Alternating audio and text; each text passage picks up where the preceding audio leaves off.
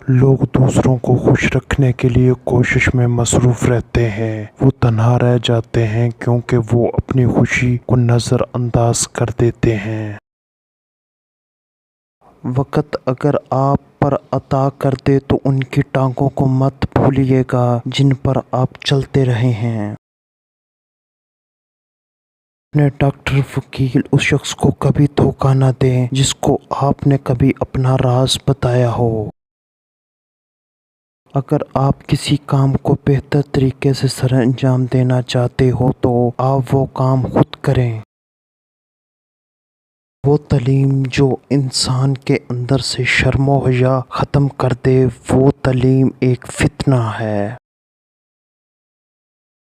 یقین اور مایوسی ایک ہی دل میں ایک ساتھ نہیں رہ سکتے۔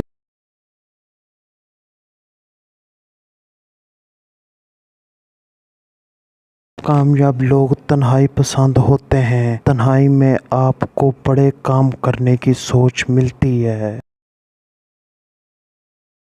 جب کوئی عورت تمہارے سامنے رو پڑے تو تمہاری مردانگی کا تقاضا یہ ہے کہ تم اس بات کو وہیں ختم کر دو۔